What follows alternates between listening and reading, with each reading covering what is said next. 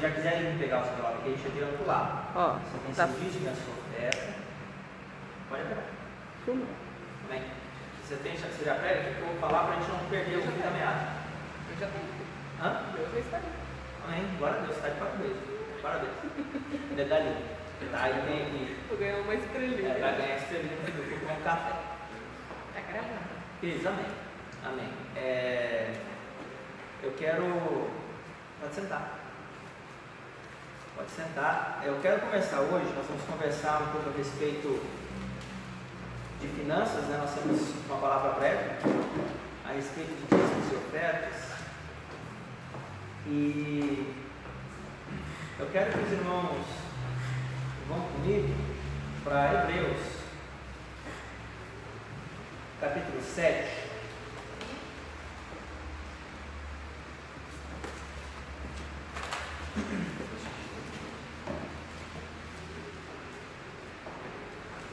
Na verdade, Hebreus capítulo 13, e depois nós vamos para o capítulo 7. Só para a gente dar um verso de abertura aqui.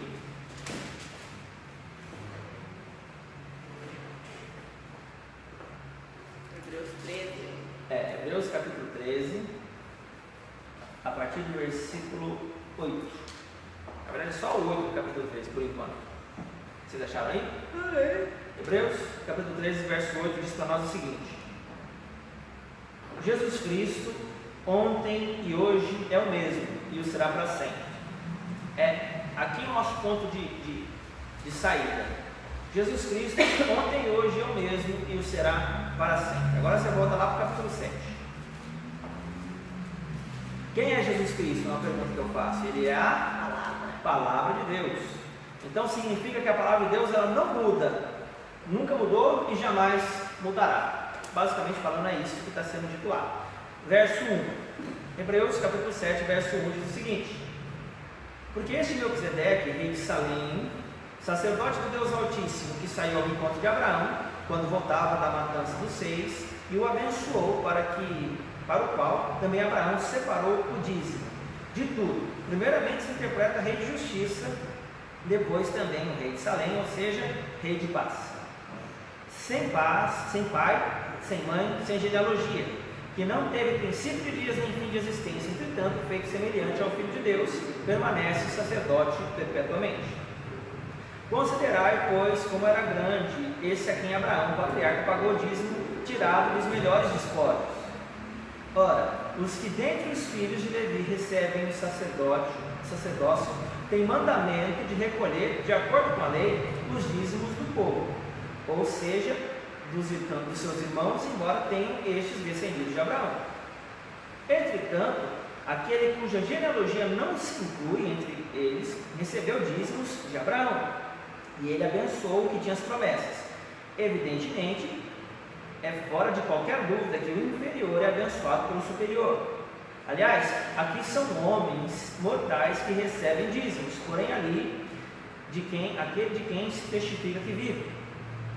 E por assim dizer também Levi, que recebe dízimos, pagou-os na pessoa de Abraão, porque aquele que ainda não tinha sido gerado por seu pai, quando Melquisedeque saiu ao encontro deste. Então só até aqui. Então, qual é o princípio que nós partimos? Jesus, ele é o mesmo ontem, hoje e será eternamente, e ele, como sendo a palavra de Deus, o autor de Hebreus está dentro do seu livro dizendo que Jesus não muda, bem como a sua palavra. Até aqui não tem nenhum mistério. E aqui existe a semelhança e a comparação entre a época em que Abraão venceu 5 reis em resgate a Ló, e ele, quando encontrou-se com Melquisedeque no caminho, Melquisedeque trouxe pão e vinho, e esse pão e vinho que Melquisedeque trouxe, ele trouxe para a bênção de Abraão. Então, o que aconteceu ali? Melquisedeque abençoou Abraão, bendito seja Abraão do Deus Altíssimo, que entregou todos esses reis nas suas mãos, e de tudo Abraão lhe deu dízimo. Então veja que no verso 4 fala que Abraão, o patriarca, pagou o dízimo tirado dos melhores despojos. Então ele não tirou algo que era insignificante, porque na época Abraão não tinha a lei de Deus. Abraão vivia a partir da fé. Abraão, ele viveu a história que nós temos relatada aqui. Ele não tinha um referencial para chegar e saber o que Deus queria e o que Deus não queria. Ou ele ouvia e fazia, ou ele não sabia de nada. Então veja, Abraão se movia por quê? Por fé. Porque você só vai ter fé se você não tem um referencial natural para você observar. Ele não tinha ninguém antes dele, que a palavra relata, que fazia ou fez o que ele fez. Então, ele ouvia coisas, Deus disse, né, sai da tua terra, da tua parentela. Abraão saiu. Mas, vamos dizer assim, como é que ele ia saber que aquela voz era a voz de Deus? Se ele não tinha um parâmetro para seguir, porque isso aqui nós temos nas mãos hoje. Abraão não tinha. Então, como é que nós saberíamos? Abraão soube. Tanto que ele foi obedecendo de passo em passo. E aqui o contexto é de uma vitória. Da onde Abraão tirou o princípio de extrair o dízimo e entregar a um sacerdote? Aqui nós vemos que Deus ainda não havia dado a lei ao homem. A lei veio lá em Êxodo, muito tempo depois. Mas se você ficar em Hebreus mesmo, você avançar para o capítulo 8, avança um pouquinho aí. Olha o versículo 10. Porque esta é a lei que firmarei com a casa de Israel depois daqueles dias, diz o Senhor. Na sua mente imprimirei as minhas leis e sobre o seu coração as escreverei. E eu serei o seu Deus e eles serão o meu povo. Agora volta para capítulo 7 e segura ele aí. E avança comigo lá em Romanos. Romanos capítulo 2, vai lá.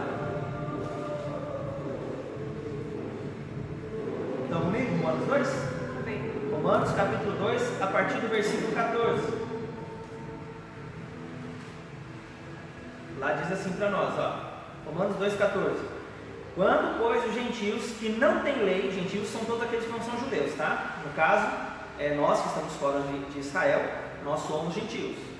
Então, qualquer pessoa que não é judia, ela é gentia. Então, quando, pois, os gentios que não têm lei procedem por natureza de conformidade com a lei, não tendo lei, servem eles de lei para si mesmos. Estes mostram a norma da lei gravada no seu coração, testemunhando-lhes também a consciência e os seus pensamentos mutuamente, acusando-se ou defendendo-se. Pode parar aqui. Vocês entenderam como é que funciona?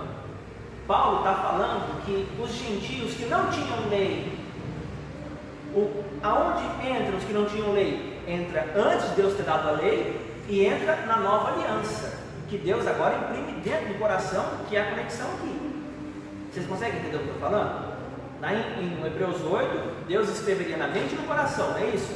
Mas aqui, Paulo, quando está mencionando a respeito dos gentios, ele está dizendo que esses têm a lei escrita. Olha só, verso 14 de novo. Quando, pois, os gentios que não têm lei procedem por natureza de conformidade com a lei, não tendo lei, servem eles de lei para si mesmos. Eles mostram a norma da lei gravada no seu coração. Então é aí que está. A minha conduta fala mais do que as minhas palavras. Então, pode voltar lá para Malaquias, não, para Hebreus, capítulo 7.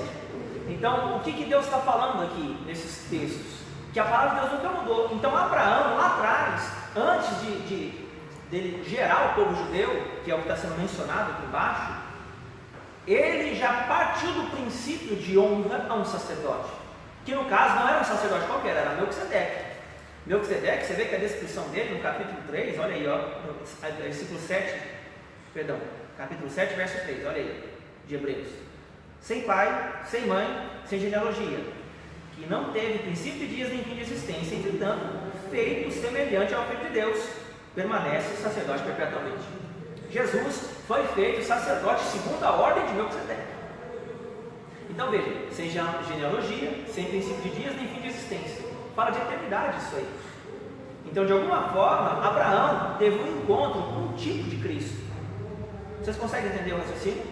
E aí Abraão reconheceu isso, porque primeiro ele abençoou. Melquisedeque abençoou Abraão e exaltou a Deus. Bendito seja Deus Altíssimo, que te entregou todos os reis nas suas mãos. Lá em Gênesis 14. E Abraão de tudo lhe deu dízimo. Ou seja, Abraão reconheceu que as palavras de Melquisedeque eram genuínas e procediam de Deus. Então, o que é o dízimo? é o princípio de honra ao sacerdote, a Deus, como quem dá credibilidade à sua palavra. Estão entendendo isso assim? Então, quando eu entrego o meu dízimo ao Senhor, eu não estou simplesmente colocando um dinheiro para o pastor, colocando um dinheiro para a igreja, que ela tem necessidades, ou isso ou aquilo. No meu coração tem que estar claro que é o valor que eu dou à palavra de Deus e ao sacerdote que ministra. Porque se eu honro, vai para continuar, vocês vão entender o que eu estou falando agora, eu estou adiantando um pouco. Se eu honro um sacerdote, eu honro a Deus. Porque lembra que Jesus falava assim? Se vocês me amassem, não é com essas palavras exatamente, mas eu vou colocar com as minhas palavras aqui, mas vocês vão lembrar mais ou menos. Jesus falou assim: se vocês honram a mim, vocês honram o meu Pai. E quem honra a mim, honra o Pai que me enviou. Vocês lembram que Jesus falava algo mais assim? É mais ou menos essa ideia. Se Deus me enviou e vocês trazem vocês praticam esse princípio, vocês estão honrando a Deus por intermédio de mim, que é o que ele vai falar aqui. Olha o verso 5. Ora, os que dentre os filhos de Levi recebem o sacerdócio têm mandamento de recolher, de acordo com a lei, os dízimos do povo, ou seja, dos seus irmãos, embora tenham estes descendentes de Abraão. Aqui eu vou dar um exemplo, uma coisa para vocês. Deus tinha em Israel 12 tribos, dentre elas a de Levi. A de Levi é a única que Deus não deu herança. Deus deu para todas, cada um receberia a sua porção, só que a de Levi receberia o que Deus receberia em honra.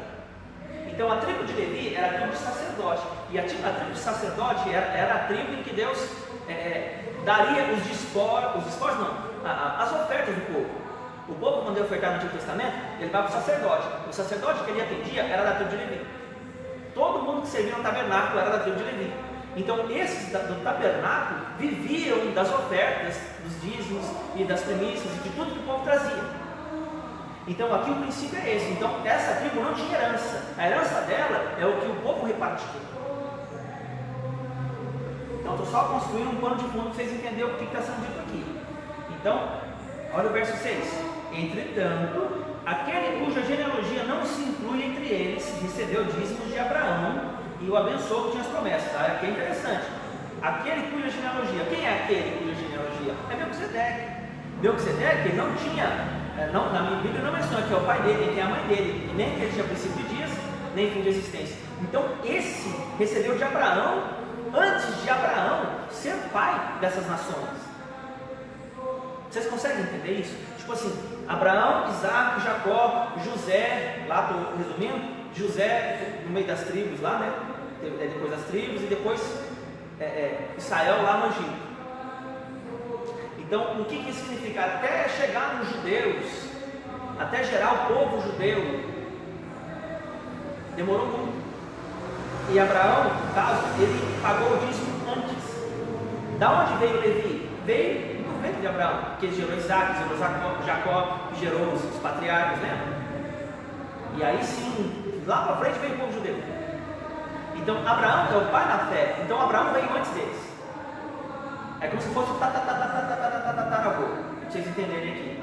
Então Abraão, antes de gerar o povo judeu que recebeu a lei, ele deu o dízimo a alguém que não tinha princípio de dias nem fim de existência. Então Levi deu o dízimo ali. Como?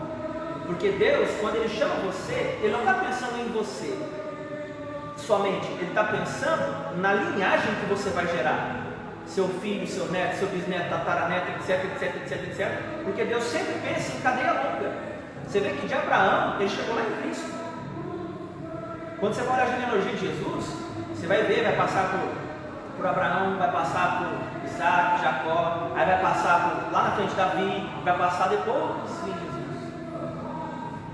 Você está entendendo? Então Deus está caminhando num processo, colocando pessoas para gerarem pessoas. E essas pessoas, elas vêm herdando o acúmulo espiritual, a herança espiritual que as demais acumularam.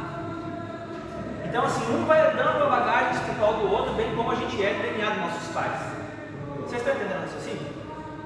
Sim ou não? Sim? Então tá. Então aqui, entretanto, verso 6 de novo. Aquele cuja genealogia não se inclui, ou seja, Melquisedeque recebeu dízimo de Abraão e abençoou que tinha as promessas. E aí ele fala no verso 7, evidentemente é que fora de qualquer dúvida, que o inferior é abençoado pelo superior. Então, ainda que Abraão seja o pai da fé, dos judeus, Melquisedeque era maior do que ele. Melquisedeque não tinha uma linhagem natural mencionada na Bíblia. Melquisedeque, ele é um tipo de Cristo, ou seja, sem princípio de dias, nem fim de existência. É como se fosse uma pessoa, uma manifestação de Jesus ali, em forma de outra pessoa, porque Jesus ainda não havia sido mencionado nem esclarecido para o povo. Então não haveria como ser algo oficialmente revelado para Abraão saber, nossa, isso aqui é um tipo de Cristo. Mas eu quero que vocês entendam que o contexto é que Abraão estava experimentando uma coisa que viria lá na frente, que Deus revelaria aos homens. Então vejam, no meu verso 7 de novo. Evidentemente que fora de qualquer dúvida que o inferior é abençoado pelo superior. Por que Melquisedeque era superior a Abraão? Porque Melquisedeque não tinha princípio de dias nem fim de existência.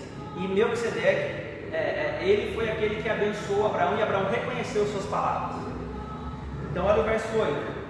Aliás, aqui são homens mortais que recebem dízimos, porém ali, aquele de quem se testifica que vive. Como que está a sua tradução, Grazi? Verso 8 aí, por favor. No caso dos sacerdotes, a 10ª parte é recebida por homens que um dia vão morrer. Mas no caso de Melquisedeque, como dizem as escrituras sagradas, a 10ª parte foi recebida por alguém que continua vivo. Então, olha que interessante. Quem é aquele que continua vivo? Jesus. Jesus é Melquisedeque mencionado aqui. Você está certo. Só que no nosso caso, como Abraão não tinha essa revelação, para nós, a tribo de Levi, ele é a tribo dos sacerdotes, lembra? Mas Jesus, ele veio da tribo de Judá. Jesus, nessa lógica, ele não poderia ser sacerdote, porque ele veio da tribo de Judá, não da tribo de Levi. Porém, ele é da linhagem de Melquisedeque. Então, para ser da linhagem de Melquisedeque, ele não podia ter princípio de dias nem fim de existência. Então, o que Deus fez em Cristo? Ele mudou a ordem sacerdotal e colocou numa dimensão superior. Que ordem sacerdotal? Em vez de ser agora segundo Levi, é segundo Melquisedeque. E o que isso significa? Significa que o sumo sacerdote hoje não morre mais. Então, os princípios agora, eles continuam os mesmos, mas quem recebe mais não são homens mortais, é aquele de quem se testifica que vive. Então você entrega aqui, mas quem recebe é Deus. Vocês entendem agora o raciocínio? Ficou claro isso aqui? Então olha só, o verso 8 de novo. Aliás, aqui são homens mortais que recebem dízimos, porém ali é aquele de quem se testifica que vive. E por assim dizer, também Levi, que recebe dízimos, pagou-os da pessoa de Abraão. Porque aquele que não tinha sido gerado por seu pai quando Melquisedeque saiu do texto. Então o que ele está falando aqui? Abraão, quando deu dízimo, ele consagrou uma geração e uma linhagem como se ela já fizesse isso naquele momento. Porque Deus, ele é atemporal. O que é um ser atemporal? Para ele não tem passado, presente e futuro. Para ele existe só a eternidade. O passado, presente e futuro são para os seres humanos, naturais, carnais. Então, para nós, a medida de tempo são dias, noites, horas, anos, meses, etc. Agora, para Deus não. Para Deus, tudo é hoje. O dia é agora, porque o espiritual não tem medida de tempo. Então, você consegue acessar algo espiritual que vai acontecer ainda no plano natural e algo espiritual que já aconteceu lá atrás. Você consegue, pela fé, acessar e manifestar isso hoje. Em outras palavras, tudo que Jesus fez, você pode fazer aqui. Tudo que a palavra diz que é possível, você consegue manifestar hoje. Agora, por que eu não consigo imediatamente? Porque Deus precisa trabalhar em mim. Esse é um assunto pro próximo texto. Então, dentro da parte de finanças, nossa, o questionamento é o seguinte: tudo que você faz hoje vai acumular para o seu filho, para o seu neto, para o seu bisneto, para o seu tataraneto, porque Deus está gerando uma linhagem através de você. Deus não está dando só para você. Então, Abraão deu dízimo a Melquisedeque, e a partir dali, só foi. Você vê que Jacó tem isso com Deus também. Jacó também fez voto com Deus de dar dízimo. Quando você vai olhando, todo mundo antes também. Então não é só Abraão, a gente pode falar de Abraão, mas Jacó fez isso também. Então a ideia é de que Deus, ele já tem isso por expressão de coração. Então a ideia não é se você vai fazer por causa de alguém ou deixar de fazer por causa de outrem. A ideia é de que se você entender que o seu coração serve a Deus, você vai fazer porque a palavra de Deus está cumprindo. Simples assim, amém? Amém? Então tá. Como os irmãos já trouxeram seus dízimos, suas ofertas, no final do culto nós vamos orar para abençoar. Tá bom? Então, não perdendo o fio da meada aqui, eu quero que hoje os irmãos entendam que nós vamos falar de alguma coisa muito interessante. Tem coisas na vida da gente, no coração da gente, que a gente não consegue entender. Tem coisas que parece que são uma coisa, depois não são mais, ou então você está bem, daqui a pouco você está mal, daqui a pouco você quer uma coisa, depois você não quer mais. Às vezes dá um turbilhão de emoções aqui no coração da gente, coisas que a gente não entende, e a gente sabe o que Deus quer, a gente não consegue fazer a vontade de Deus, e a gente começa a se condenar, se culpar, isso e aquilo, e vira aquela coisa de doido que só o ser Deus sabe o que você passa. Entendeu, não é assim?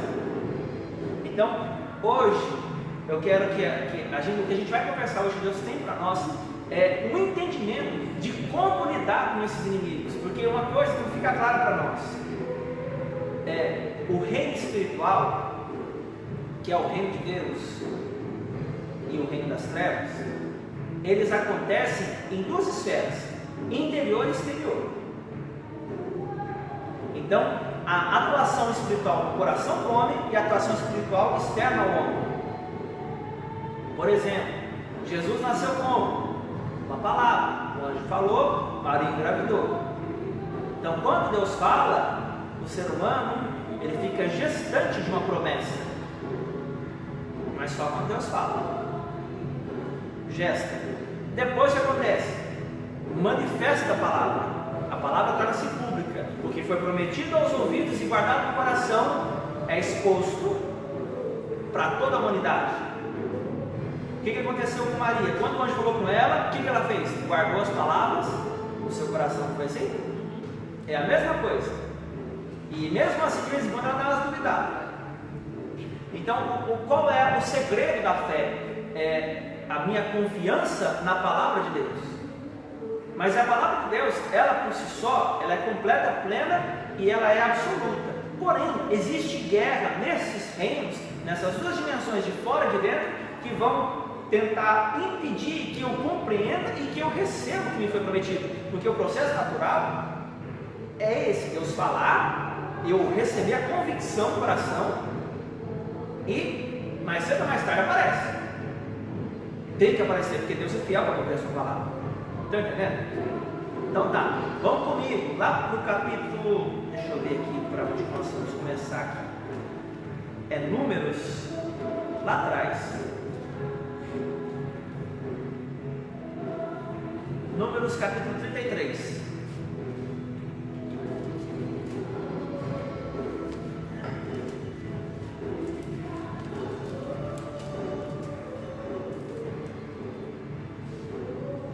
Verso 50. Aqui, o tema que eu pus é Canaã e as suas guerras, né? Porque nós falamos recentemente, nós passamos a festa de besta, né, lá no Pastor Rodrigo, nós celebramos junto com a igreja dele, e nós tivemos nós celebramos isso e a ideia de que o povo saiu do Egito para entrar na terra prometida. A terra prometida chama-se Canaã. Então, Canaã, ela tem moradores na terra. E esses moradores de Canaã, eles são inimigos de Israel. Israel tem que conquistar a terra e se estabelecer lá. Não é só chegar e receber. Ele tem que guerrear, vencer a guerra, se estabelecer ali. Porque ali é a terra da promessa. É ali que Deus vai fazer acontecer. Está claro isso por enquanto? Então vamos lá. Números 33, verso 50. Vamos ler até o 56. Ó. Disse o Senhor a Moisés nas campinas de Moabe, junto ao Jordão, na altura de Jericó: fala aos filhos de Israel e diz-lhes: quando houverdes passado o Jordão para a terra de Canaã, desapossareis diante de vós todos os moradores da terra, destruireis todas as suas pedras com figura e também todas as suas imagens fundidas e deitareis abaixo todos os seus ídolos. Tomareis a terra em possessão e nela habitareis, porque esta terra eu vou-la dei para possuíres. Herdareis a terra por sortes, segundo as vossas famílias. A tribo mais numerosa dareis herança maior, e a pequena herança menor. Onde lhe cair sorte, esse lugar lhe pertencerá. Herdareis segundo as tribos de vossos pais. Agora no 55. Porém, se não desapossardes de diante de vós os moradores da terra, então os que deixardes ficar ser-vos-ão como espinhos nos vossos olhos e como aguilhões nas vossas ilhargas, e vos perturbarão na terra em que habitardes. E será que farei a vós outros como pensei fazer-lhes a eles. Olha isso. Farei com vós outros como pensei em fazer-lhes a eles. Sabe o que é isso aqui? Eu vou só resumir esse verso para a gente começar a conversa. Se a gente entrou e Deus falou que expulsar os inimigos, agora se a gente entrar e ficar com eles, Deus expulsa a gente da terra. Ou sai eu. Ou sai você ou sai eles. Então é isso que Deus está falando. Então, para a gente começar a nossa conversa, eu quero mostrar para vocês quem são os nossos inimigos. Então volta comigo para Êxodo. Êxodo capítulo 30. Deixa eu ver. Êxodo capítulo 34.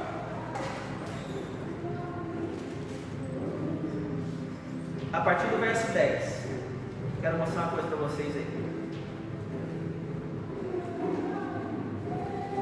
Êxodo capítulo 34, verso 10.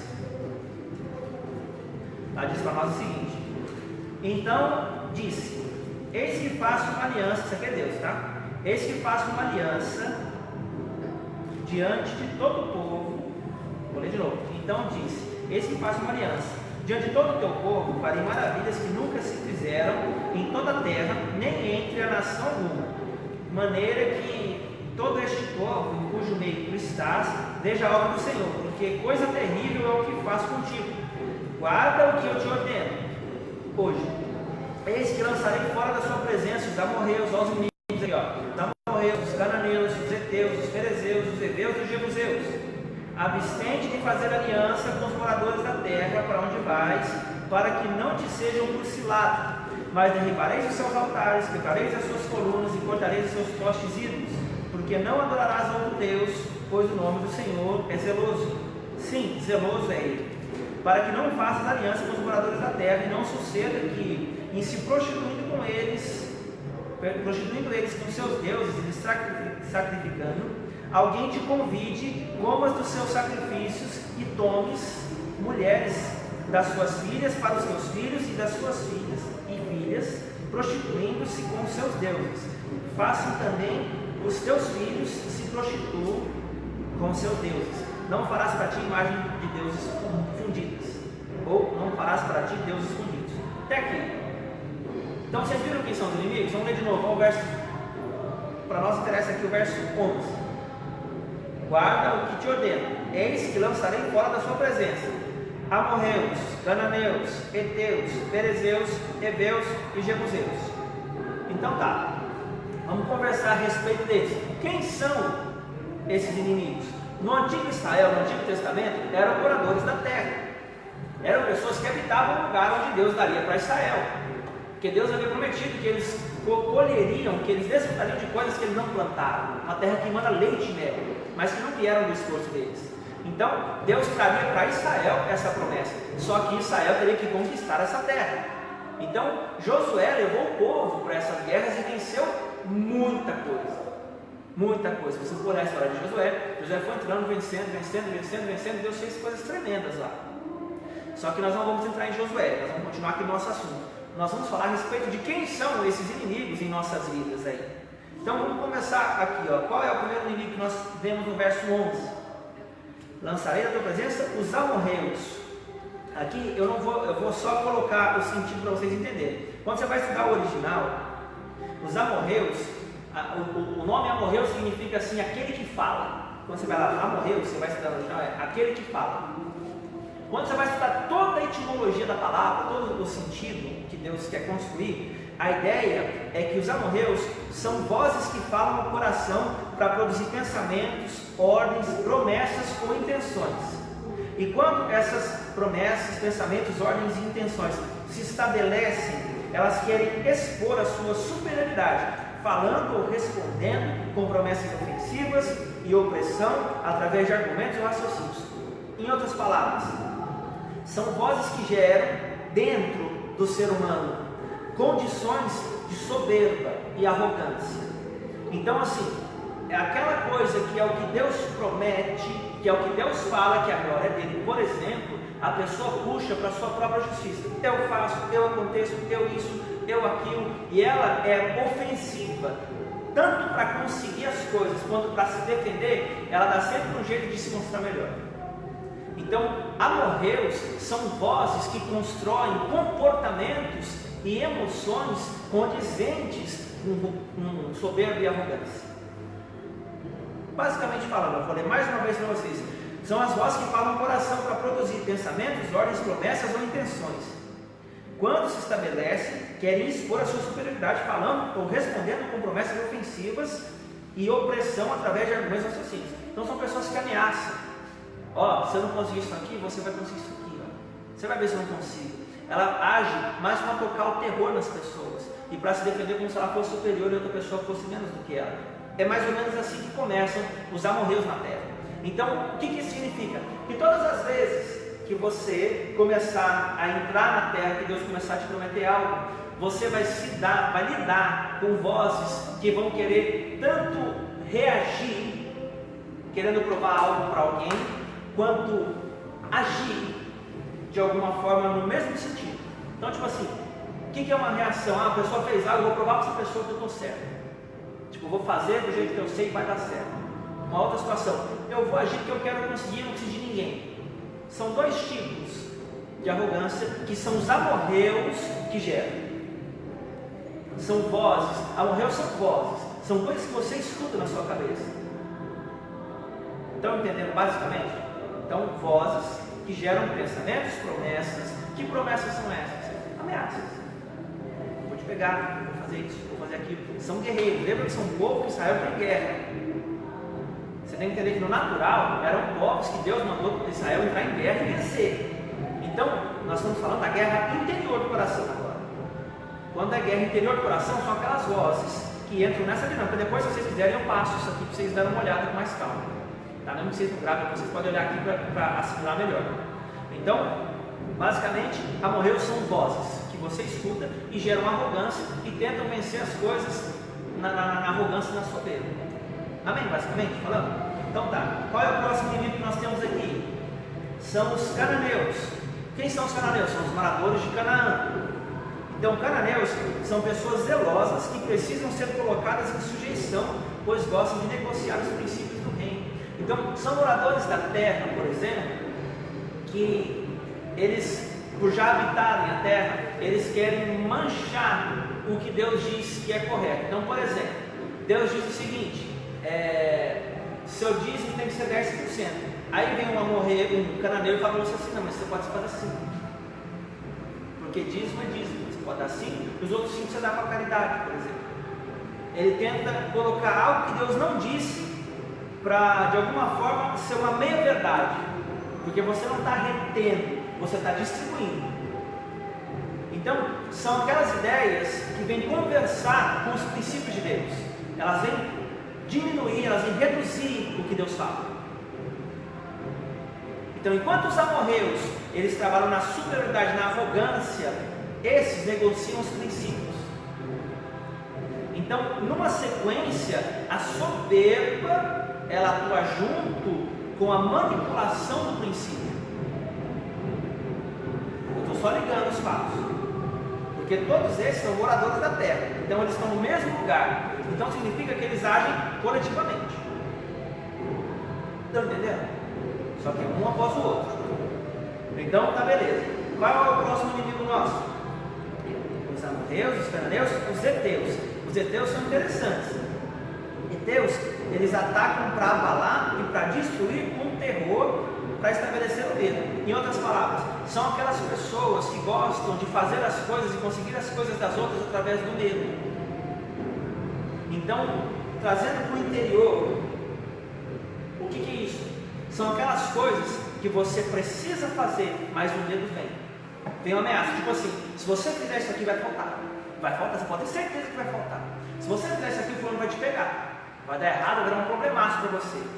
Tudo é uma sugestão mental. Lembra que é no campo das ideias da guerra, para gerar medo em você e gerar um abalo, para parar você, para você não cumprir o que está sendo dito. São vozes.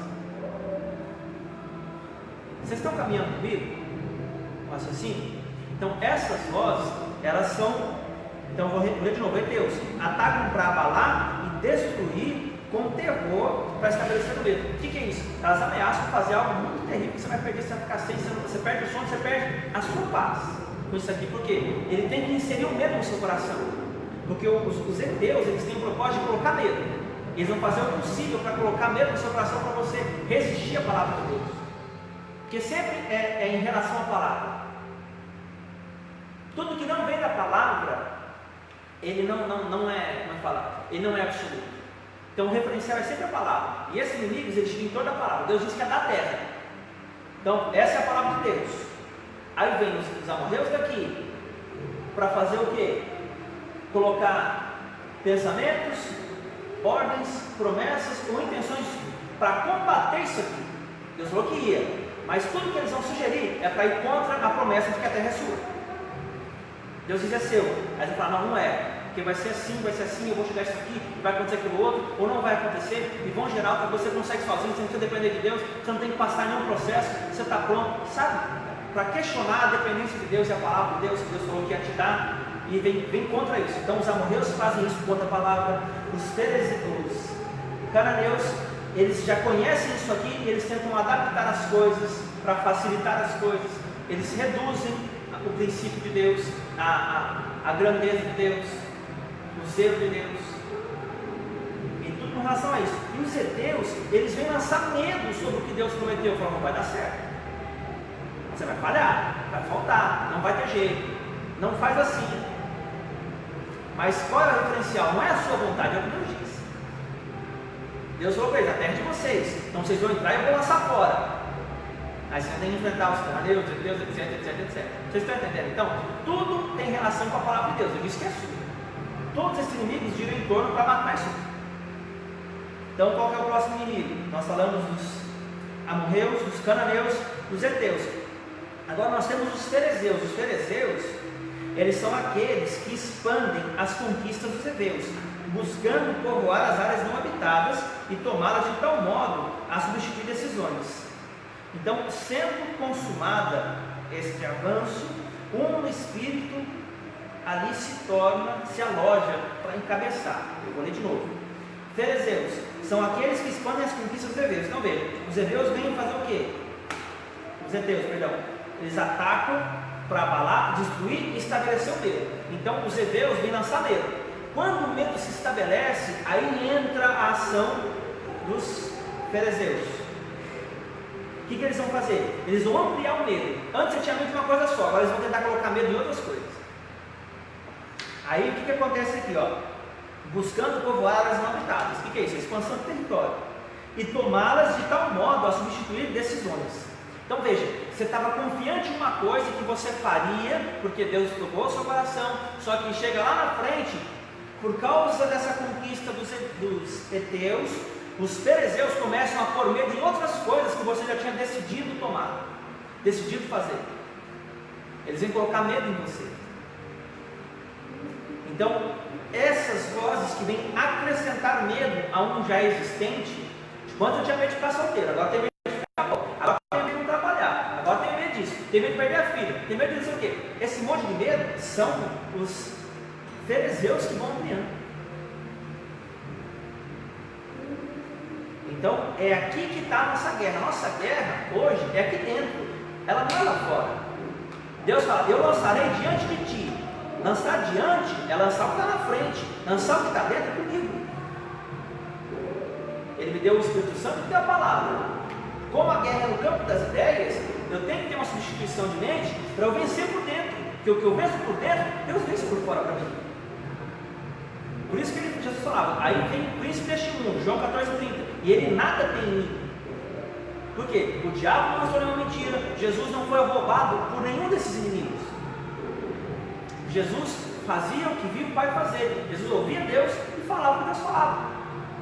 Simples assim. Então o segredo da abundância, da segurança emocional está em Cristo, na palavra de Deus. Então, esses inimigos todos, eles vêm combater as vozes, a voz de Deus, que é a palavra dele. Estão entendendo? Então vamos continuar aqui, Qual é o próximo inimigo que nós temos aqui? Vamos ler de novo, Os amorreus, os cananeus, os heteus, os ferezeus. Agora tem os heteus. hebreus, eles iniciam a construção de realidades a partir do medo estabelecido pelos heteus, e dele tiram o seu sustento. Então, aqui, olha só, costumam publicar as suas conquistas como quem deu a volta por cima. Aqui é muito fácil você identificar. Depois que os heteus, eles plantam medo, esses caras aqui, os hebreus, eles começam a construir realidades. O que é uma realidade? A verdade é o que Deus diz. A realidade é a manifestação da verdade. Então, por exemplo, qual é a realidade natural? A realidade natural é o que você está vendo aí. Qual é a realidade espiritual? Ela é totalmente igualzinha ao que Deus diz. Agora, quando eu nasço de novo, Deus me dá a condição de viver a realidade de cima para suplantar de baixo. Então, se eu conseguir enxergar o que Deus fala no espírito, que é na minha mente, no campo das ideias, se eu enxergar aqui, lembra do exemplo de Dubai? A Sueli ganhou uma viagem para Dubai daqui 10 dias. Automaticamente, mesmo que não vai, você já imagina Dubai, você já, alguma coisa já pensa lá. Tipo, você pensa na sua viagem, você pensa nos prédios, você pensa nas coisas, na paisagem, no ambiente, sei lá, alguma coisa, a sua memória vai lá, já viu isso? Então, essa memória, saca da memória, é exatamente o que Deus quer fazer com as promessas dele nas nossas vidas. Ele quer que nós enxerguemos aquilo e não aqui embaixo. Ele quer que nós vejamos o que Deus prometeu e não o que está sendo mostrado nesse momento. E é a partir daí que Deus vai estabelecer a paz no nosso coração. Então veja, os hebreus, eles iniciam a construção de realidades a partir do medo, né, construído pelos heteus, e dele tinham seu sustento. Então veja, esse povo, ele se alimenta do aumento do seu medo. Quanto mais medo você tem, mais esses demônios se fortalecem. E aí o que acontece? Eles, de alguma forma, eles costumam publicar as suas conquistas como quem deu a volta por cima. Quantas pessoas você já não conhece que fracassaram na vida, mas pela motivação errada, falam, não, vou provar para todo mundo que eu sou certo, eu sou isso aqui, a pessoa até consegue. Só que o fundamento da construção da realidade dela é um medo, uma ferida, um problema que ela tinha no coração não resolvido. Então, Deus, ele quer tratar o coração da pessoa, porque o coração doente, ele dá alimento para o inimigo, porque você pode ter tudo que você quer lá fora, mas aqui dentro, aquele negócio continua te consumindo. Sabe, parece que as coisas que nada tá bom. Tipo, é que nem o ser humano, ele ganha R$1.000 e agora quer ganhar 5. Aí ganha 5 mil, vai ganhar 10. E a 10 agora quer ganhar 1.000, 100 mil. Então nunca tá bom. Quero uma casa, agora quero 2. Agora quero casa na praia, agora quero apartamento. O ser humano nunca está satisfeito com as coisas da terra. E aqui dentro, ainda que ele consiga as coisas que ele almeja, a paz ele não alcança comprando essas coisas, obtendo as coisas, os relacionamentos, as pessoas, não alcança. Então Deus quer que nós guerreemos aqui para ele achar um fundamento de uma construção eterna. Porque o que Deus põe no meu coração, segundo a palavra dele, ele põe na minha vida. E o que Deus tira do meu coração, ele tira da minha vida. Então, quanto maior o significado que eu dou para os meus problemas, mais tempo eles ganham para permanecer e mais dor eu sinto, porque eu vou alimentando eles por aqui. Então, eu vou expandindo o território junto com os inimigos. Eu vou dando condição para eles. Você vai ver que você começa a pensar numa coisa, por exemplo, amanhã eu tenho que trabalhar, nossa, não tem emprego. Você começa assim, aí daqui a pouco eu não tenho emprego, eu tenho que pagar um monte de conta. Aí vai aumentando. Eu não tenho emprego, eu tenho que pagar um monte de conta, eu tinha que fazer isso, vai aumentando.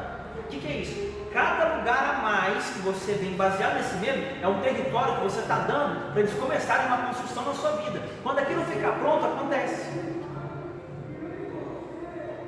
Estão entendendo?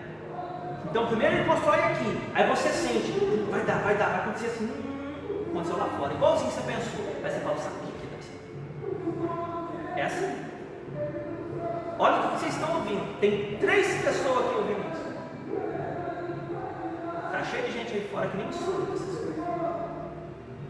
Então vocês têm tudo para vencer por dentro, que é o segredo do Evangelho. O Evangelho são boas novas. Porque antes, os homens no Antigo Testamento tinham que obedecer a todo custo, porque o Espírito não ajudava a vencer aqui dentro, não. Tinha que fazer de todo jeito. Não importa se gostava, se não gostava, estava bom, estava bom. Os demônios internos ficavam aqui lá dentro. Hoje não. Hoje dá para expulsá-los daqui de dentro e Deus lança de fora. Hoje é muito mais forte. Hoje nós não temos o que dizer para Deus. Deus não sabia, eu não conseguia, eu não dava. Não tem o que falar para Ele. Ele fez tudo.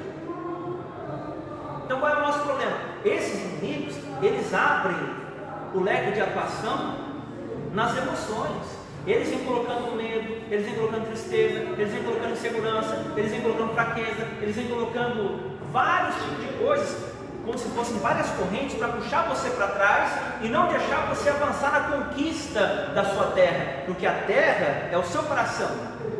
Jesus, ele é o que? Ele é o semeador, lembra? O semeador saiu para semear. Deus semeia nos homens, os homens semeiam na terra.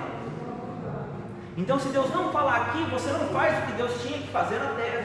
Consequentemente, você não recebe o que Deus prometeu, porque a palavra que Ele te deu, ela não só muda a sua mente, sara o seu coração, te dá o que Ele prometeu em medida recalcada, sacudida e transbordante para você e para os outros.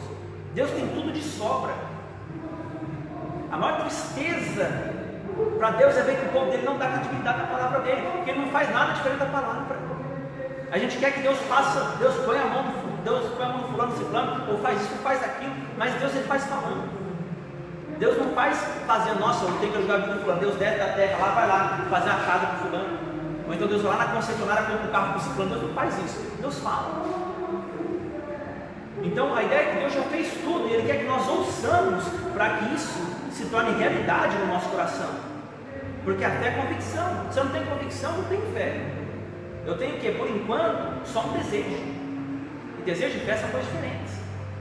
Então Deus quer me sarar, porque se eu não for sarado, eu não vou alcançar a fé que Deus quer, porque Ele quer sarar no meu coração. Ele quer que eu seja feliz em toda e qualquer situação. E é possível. Não para o mundo, mas para os filhos de Deus.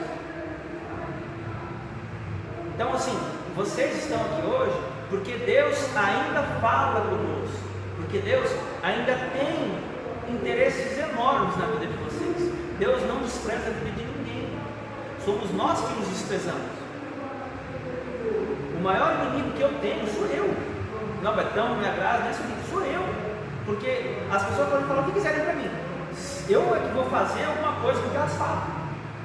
Eu posso, não, eu vou ficar com o que Deus disse. Ou então eu posso tomar uma palavra aqui com verdade e ser arrebentado por dentro. Porque o diabo vai pegar aquilo e vai tornar maior. Estão entendendo? Então vamos lá. Nós vamos agora para mais um inimigo.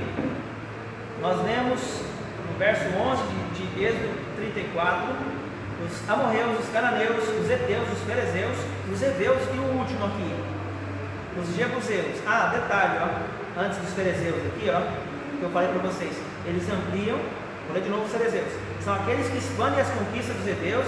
Eu dei o exemplo da mente, você pensa uma coisa, que vai pensando outra, vai pensando outra, e áreas, e a ideia deles é substituir decisão. Então você tinha um pensamento, agora sim chegou um sentimento, e o sentimento consegue mudar a sua decisão. Isso é o que os fariseus fazem. Mas tem uma coisa, quando ele consegue fazer você mudar a decisão, ele arruma um espírito para ficar aqui.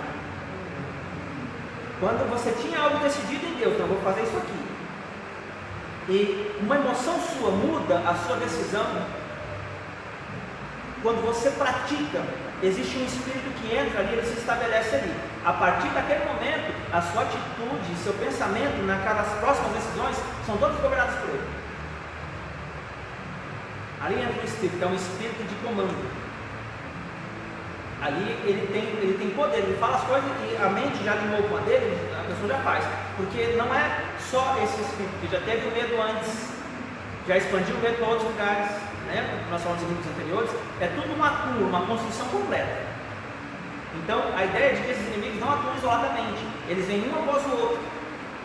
Então primeiro vem um, ele faz uma coisa, aí vem o outro, aí vem o outro, vai ampliando, aí vem o outro. Eles vão conquistando os territórios da alma. Então o que nós vemos aqui? Qual é o último inimigo aqui que nós lemos? Os jebuseus. Os jebuseus, deixa eu ver aqui. Jebuseus, olha só. Os jebuseus, eles são aqueles que esmagam e pisam os guerreiros de Deus, aplicando-lhes intensa sensação de rejeição. Esse daqui, ele já vem por último. O que acontece? A pessoa passa, por causa das mazelas interiores dela, a pensar que ninguém se importa, a pensar que ninguém liga, ninguém quer saber delas. A pessoa se isola, ela se rejeita, porque ela pensa que assim os outros pensam dela. Então esse só vem por último. Esse inimigo, né, nesse contexto de Êxodo 34, ele vem por último. para gerar uma rejeição e um isolamento. Aí essa pessoa passa a não ter uma comunhão com as pessoas que poderiam ajudá-lo, passa a boicotar. Porque um sentimento aqui dentro comanda as ações. Ela age pelo sentimento e não pela importância, pelo entendimento. Está entendendo o que eu estou falando? Então, é isso que Deus tem para nós, que nós vençamos as nossas guerras interiores. Então agora, lendo isso, vai comigo lá para Números de novo, 33, nós já vamos caminhar para o fim. Números capítulo 33, verso 50. Na verdade, 52 para frente. Não, 52 para frente. Números 33, verso 50. Fala assim: desapossareis, 52, desapossareis de diante de vós todos os moradores da terra. São esses que nós falamos agora. Destruireis todas as pedras com figura e também todas as suas imagens fundidas, e deitarei abaixo todos os seus ídolos. Aqui, irmãos, para a gente começar aqui, ó, eu quero falar para vocês assim: quando a gente lê isso aqui, a gente já entende como algo literal, né? Imagens de pedra com figura, também as suas imagens fundidas, e deitareis abaixo todos os seus ídolos. Mas quando você vai para o original, as coisas ficam muito diferentes. Eu vou ler para vocês aqui, ó. O que são, nesse contexto aqui, ó, pedras com figura? Elas são pontos de observação, a partir do qual imagens, esculturas, conceitos ou as imaginações são baseadas. Eu já estou resumindo, não vou nem ler as palavras do original aqui que eu já coloquei, mas a ideia é de que pedras com figuras são pontos de observação, o que chama-se de torre de vigia. O que é a torre de vigia? Já ouviu falar? O que é a torre de vigia? Torre de vigia geralmente é uma torre alta que alguém fica em cima e ela observa todo o redor. E a partir dali ela passa informação. Ó, tal setor acontecendo tal coisa. Ó, acontecendo tal coisa assim. Ó, tá chegando tal coisa lá atrás. É assim. Então, pedras com figura são pontos de observação, a partir do qual imagens, esculturas, conceitos e imaginação são baseados. Pedras com figura. Aí eu quero parar para te falar assim: como assim? O que isso tem a ver? Eu vou te mostrar. 1 Pedro, olha lá. Não perde isso aqui, viu? Nós vamos voltar para cá. Em 1 Pedro, no capítulo 2, Pedro está falando a respeito de Cristo ser a pedra angular. E olha só, olha o verso 3 aí, ó. 1 Pedro, capítulo 2, a partir do verso 4. Vocês estão comigo? Olha só: chegando-vos para ele a pedra que vive, rejeitada sim pelos homens, mas para com Deus eleita e preciosa. Então pedra que vive. Jesus quem é? A palavra de Deus. Então a palavra é uma pedra. Estão entendendo? Então Jesus, ele é a pedra rejeitada pelos homens, ou seja, os homens rejeitaram a palavra de Deus. Estão entendendo o raciocínio? Continua comigo aqui, verso 5. Também vós mesmos, como pedras que vivem, sois edificados casa espiritual para ser sacerdócio santo, a fim de oferecer sacrifícios espirituais agradáveis a Deus por intermédio de Jesus Cristo. Pois isso está na Escritura: eis que põe em Sião uma pedra angular, eleita e preciosa, quem nela crer não será de modo nenhum envergonhado. Para vós outros, portanto, os que credes, é preciosa, ou preciosidade, mas para os descrentes, a pedra que os construtores rejeitaram, essa veio a principal pedra. Ser a principal pedra, a pedra angular, pedra de tropeço e rocha de ofensa. São estes os que tropeçam na palavra, sendo desobedientes para o que também foram postos. Então olha que interessante, lá no finalzinho, aqui no verso 8, ele fala que são os que tropeçam na palavra. Então veja, os que creem, eles são feitos à imagem de Deus, porque Deus é a pedra angular, Jesus. Estão entendendo aqui, né? Jesus é a pedra angular, e ele é o que? Ele é a palavra. A palavra de Deus é a pedra angular, a palavra revelada de Deus, na verdade. É o que Deus te ensina, falando com você a respeito das Escrituras. Essa é a palavra que Deus faz construir todas as coisas. É a palavra que faz de você casa espiritual, sacerdote. A palavra que capacita você a oferecer sacrifícios espirituais agradáveis a Deus. O que são isso? São sacrifícios feitos pela fé. São coisas que te custam, mas são movidas por convicções. Não são movidas interpretação natural do reino do homem, vamos falar assim. São coisas que são baseadas nas convicções que Deus gerou. Então, qual é a relação? Bota para números lá, 33:50. Qual é a relação? O que eu tenho que entender é que essas pedras com figura que nós lemos em Números, elas vêm a partir da voz que eu ouço. Então, toda voz que eu ouço é uma pedra a construir algo na minha mente. A pedra angular, a pedra que Deus constrói o entendimento espiritual, é a revelação da sua palavra. Qualquer outra palavra que não seja essa daqui, ela constrói uma ideia mentirosa. Porque a palavra é a verdade. O que está fora dela não entra no nível de verdade absoluta. Porque céus e terra passarão, as minhas palavras não. Então a questão é que Deus quer fazer coisa na sua vida para ficar para sempre na sua vida. Se a gente se move só pelo raciocínio, só pelo pensamento, só pela experiência, só pelo que aprendeu no livro, ou porque o professor ensinou, ou pelos diplomas que adquiriu, se a gente só se move nisso, a gente está comprometido com o que Deus tem. Comprometido no sentido de impedido. Está comprometido com o que Deus tem na minha vida. Porque Deus, Ele faz tudo pela palavra. Se eu não estou fazendo pela palavra, é porque Ele não falou comigo. Então, o que acontece? Pedras de configura que Deus está mandando o povo de Israel aqui desapossar da terra e destruir, são esses pontos de observação. Então, eu vou dar uma outra coisa para vocês entenderem. Olha imagens aí, ó. Próxima palavra. Desapossareis diante de vós todos os moradores da terra, destruireis todas as pedras com figura e também as suas imagens. Como está na sua graça? Por favor.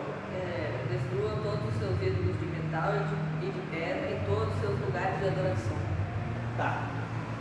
Então vou ficar com essa versão aqui mesmo, ó. Destruireis todas as pedras com figura e também todas as suas imagens. Pedras com figura, depois vem as imagens. A palavra hebraica para imagem é de selém. E ela tem um sentido de escurecer. Mas olha que interessante. Essas imagens, elas são sem vida e são construídas por deuses pagãos que obscurecem a realidade da palavra de Deus. Sabe o que é isso aqui? Quando Deus fala uma coisa e essas pedras com figura estão estabelecidas na sua mente, o que são pedras com figura? São palavras que Deus não disse. São experiências da vida, são coisas que não tem nada a ver com a palavra de Deus. Qualquer uma dessas ideias, um ponto de partida. Aí, por exemplo, por que você hoje é médico? Ah, porque um dia eu gostei do que eu vi lá e a partir daí eu decidi virar médico. Esse dia que você decidiu é a pedra. É o ponto a partir do qual você se moveu e chegou até outro lugar. Está entendendo?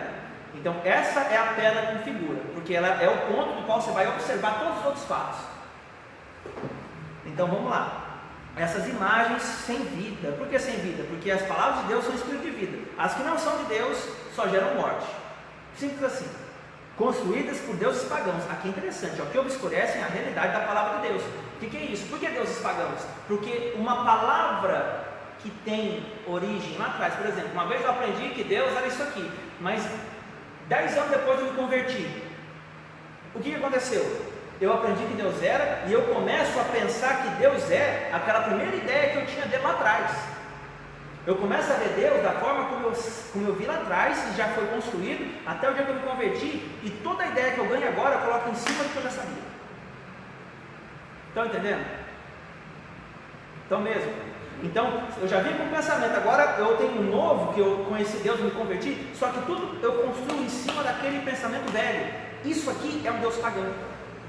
É um Deus que eu criei, porque não vem da palavra que Deus me revelou, porque Deus, Ele é o que Ele diz que é, e o que Ele diz que é? A sua palavra. Tudo que Deus é, sai daqui.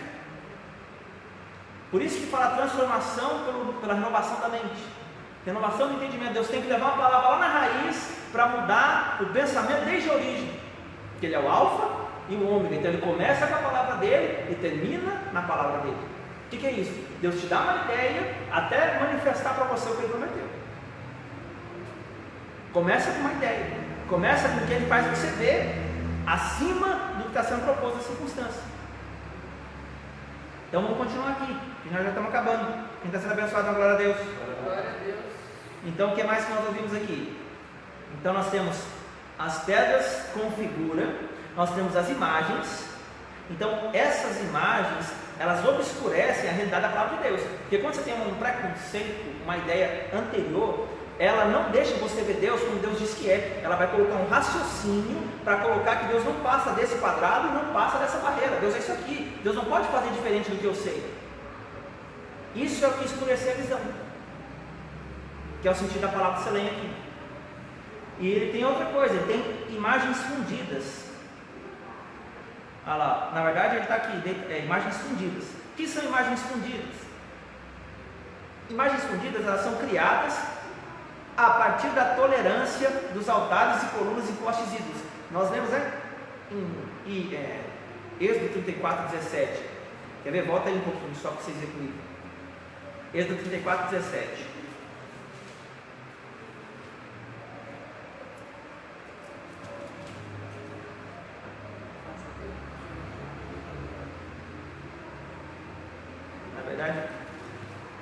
Na verdade não é 17 não, é o 12. Não, 13. Êxodo 34, 3. Olha o que Deus fala. Mas derribareis os seus altares, quebrareis as suas colunas e cortareis os seus postes ídolos. Então só guarda isso e eu vou ler de novo a definição de fundidas. São criadas a partir da tolerância dos altares, colunas e postes ídolos. Então essa ideia que me deram a respeito de Deus, ela pelo tempo de existência, ela vai construindo imagens daquilo que Deus é. Me disseram que é assim, então Deus é do jeito que me disseram e eu vou crescendo e amadurecendo essa ideia. Então é aí que é formado os altares, as colunas e os postes ídolos. Mas não vai dar tempo de falar de tudo hoje, mas é só para você entender o que são essas coisas. Continuando aqui, ó, são coisas que geram prostituição espiritual, ou seja, que constroem um Deus pagão para mim. Então, o que é esse Deus pagão? É aquele segundo o que eu acho que Deus é, não segundo o que ele se revela. Se a palavra diz que tudo é possível que crer, às vezes eu penso que para mim não é. Não, Deus pode fazer na vida de fulano, para mim não faz não. Eu sou isso, eu sou aquilo, eu sou aquilo outro. Eu só penso que Deus atende os outros. Só penso que Deus se importa com os outros, com aquele que não faz nada, com aquele que faz as coisas, o cara faz tudo errado, Deus faz na vida dele. Esses questionamentos tudo aí que a gente tem são por causa da nossa ideia errada. Porque a gente está se preocupando com os outros, não conosco. Então a preocupação com o externo e o outro é um desvio do inimigo para que você não seja conquistado por Deus, para que Deus estabeleça as convicções do seu coração. Então Deus quer estabelecer aqui para te dar lá fora. Deus não vai arrumar, não vai cortar caminho com ninguém. Jesus é o caminho, atalho não tem. Jesus é a porta, o resto é parede. Uma vez eu ouvi alguém falar. Então o que nós entendemos aqui? Ó? Tal prostituição permite criar o meu próprio Deus, fazendo rei sobre mim e lhe entregar as ofertas da aliança. E sabe o que é pior? É que quando eu consigo, por causa de ter aceitado esses postes ídolos, essas colunas e esses altares, que esses altares, dessa forma, eles são construídos por aqueles inimigos, heteus, heveus, perizeus, etc. Eles vão fazendo as coisas e construindo essas ideias, e aí eu pego um Deus que eu imagino que seja e faço as coisas certas para este Deus que eu penso que Ele é. Eu vou repetir. Quando eu tolero esses inimigos, eles vão construindo ideias em todas as áreas da minha vida a respeito das promessas de Deus. Tudo que eu vou aprendendo, eu vou questionando, em vez de receber por fé. Eu gero questionamento, eu vou bater em cima dessa palavra, não, isso não é assim. Não, você já não vale mais, só vale aquilo. Eu vou eliminando coisas. Isso aí não é nem porque eu quero, porque está construído já. Essas coisas que são automáticas na minha mente não são produtos do meu próprio pensamento, são coisas que foram construídas no decorrer da vida. Então, muito mais do que combater esses pensamentos, só a palavra de Deus tem o poder de entrar lá na raiz disso. Porque a palavra de Deus ela é eterna, então ela tem o poder de ir lá antes do tempo, quando com 5 anos você começou a aprender sobre Deus. Então quando Deus tem uma revelação de quem Ele é, a palavra revelada dele vai lá quando você tinha 5 anos e entra embaixo daquela outra. E à medida que você vai praticando e descobrindo, Ele vai empurrando essa ideia para fora e vai reprogramando a sua mente com as águas vivas de Deus. Ele vai limpando os seus pensamentos e estabelecendo os dele, de baixo para cima. O semeador saiu para semear, e a semente é a sua palavra. E toda palavra que meu pai não plantou, essa será arrancada. Qual é o fim da palavra? É uma árvore.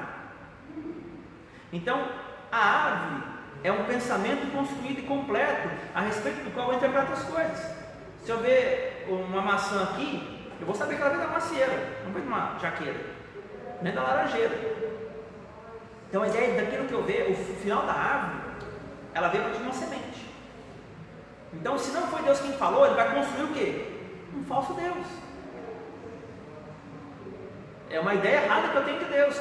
E como que eu vou saber que a ideia é errada? Porque o que eu penso de Deus, além de gerar medo em mim, gera incredulidade. Eu falo, não, isso aqui não. Eu fico com um turbilhão de emoções dentro de mim. Então, o que Deus tem para a minha vida? Ele tem que eu venha a conhecê-lo, porque a vida eterna é essa, que te conheçam a ti. O único Deus verdadeiro é Jesus Cristo, teu Filho, quando enviaste. Deus quer se revelar para você. Porque se Ele não se revelar, você vai andar e viver enganado. Deus não quer você enganado. Porque o engano faz a gente ser levado por todo grande doutrina. A gente não consegue parar num lugar só. A gente vai indo para lá e vai indo para cá. A gente não tem firmeza nas coisas. Agora eu acho que o fulano está certo. Eu acho que o fulano que está. Não, agora o pregador X, agora o pregador Y, agora isso aqui, agora aquilo outro. Deus, Ele molda as nossas convicções. Há momentos em que você vai ter que renunciar ao que você sabe, porque o próprio Espírito Santo te convence. Mas se não for por isso, se você não tiver revelação, você não tem discernimento. Você tem só conhecimento. E só conhecimento, ou seja, a letra, ela mata. Porque você aprende aqui, mas a vida do seu coração não existe.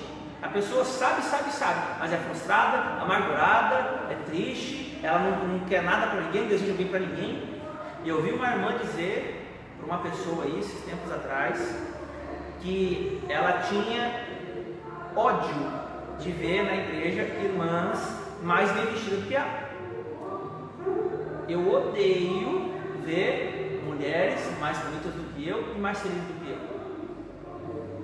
Isso é o cão, isso é o Satanás falando. Então, o que eu quero dizer? Tem coisas que a gente acha que é natural e não é. Tem muita coisa dentro de nós que não é natural e que Deus quer tirar, porque Ele quer você limpo, Ele quer você livre. E Deus é o mais interessado em te dar um banho do que você de tomar. Então, acredite, o Espírito Santo está aqui hoje, Ele quer caminhar contigo, Ele quer limpar você e renovar os seus pensamentos, porque o que tem para você é um futuro de esperança, é um futuro de transformação. Isso aqui não é nada, isso aqui vai passar. Normalmente, no natural já vai passar, no espiritual então não se fala. Porque há tempo para todas as coisas, a hora que cumprir o tempo, vai mudar, não tem como ficar. É assim que Deus estabeleceu. Daqui a pouco você vai subir, daqui a pouco você vai descer. Não importa se você está certo ou se você está errado, vai acontecer com todo mundo. Porque nem tudo tem a ver com brecha, nem tem a ver com pecado, nem tem a ver com essas coisas. Tem coisas que é o próprio propósito de Deus em trabalhar no nosso coração e estabelecer a confiança. Porque quando Deus consegue colocar segurança no seu coração, Ele consegue conservar você em paz e alegria. Porque isso é o reino de Deus: justiça, paz e alegria no Espírito Santo. Então Deus quer que você não dependa das circunstâncias. Deus quer que você dependa dEle. Amém, igreja? Amém. Glória a Deus. Glória a Deus. Então aqui, eu tinha mais algumas coisas para falar aqui, mas vai ficar para a próxima. Vamos orar então, ficar em pé, vamos orar. Senhor, nós queremos te agradecer essa noite pela tua santa palavra, que o Senhor tem falado conosco. O Senhor é misericordioso, gracioso, o Senhor é um Deus tremendo. E eu te louvo porque esta noite o Senhor está despejando, o Senhor está derramando o teu Espírito, ó Deus, nos nossos corações, nos nossos corpos. Há um alívio, há um tempo de cura de coração, há um tempo de cura de alma, há um tempo, Deus, de ressurreição do Espírito, há um tempo de arrependimento e um tempo de mudanças. O Senhor tem, ó Deus, para nós um tempo de alinhamento e um tempo onde o Senhor vai colocar as coisas no lugar. Então eu quero, em nome de Jesus, como teu sacerdote, colocar a vida do Betão, a vida da Graça, a vida do Caio, a vida, Deus, da minha mãe aqui diante da tua presença, para que o Senhor venha também dos irmãos da internet, para que o Senhor venha a colocá-los, ó Deus, no ponto em que o Senhor quer, em nome de Jesus, que o Senhor faça o que for preciso, para que essas coisas aconteçam, a tua palavra se cumpra e eles recebam o que eles têm em Cristo Jesus. Amém e amém. Glória a Deus, igreja. Glória a Deus. Então, ótimo. Glória a Deus.